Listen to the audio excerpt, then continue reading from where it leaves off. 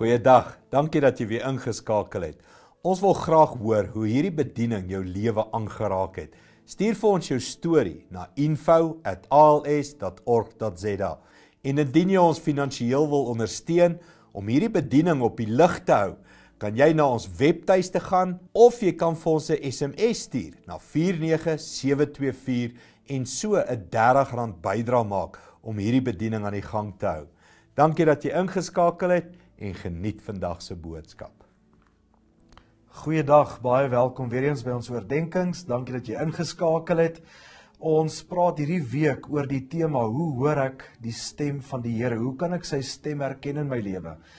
Iets van 'n temavers hierdie week is Matteus 5 vers 3, wat ons uitnooi om nederig te wees, om arm van gees te wees. Dis Jesus se woorde. Hy sê mense wat arm van gees is, sal die koninkryk van die hemele beerwe. En ek dink dis Jesus se uitnodiging. Ons moet nederig wees.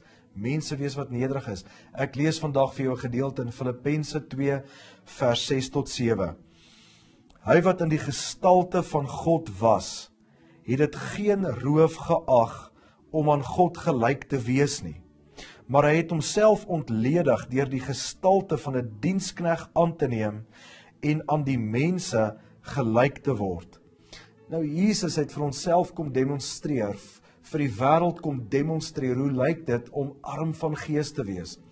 Hy het sy gestalte, sy goddelike gestalte eenkant toe geskuif en 'n mens geword. Hy's in 'n krib gebore en een van ons geword. En dis die uitnodiging.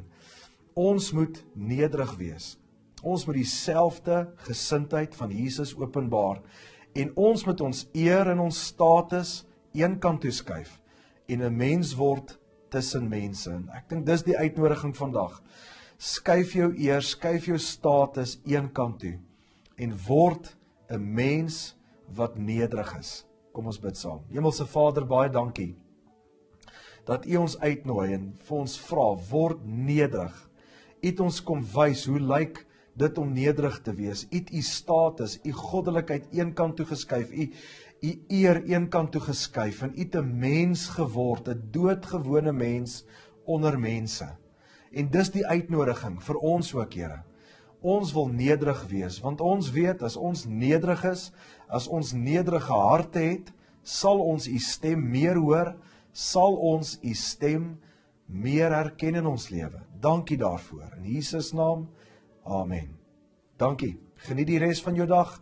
Sien mekaar weer môre. Totsiens.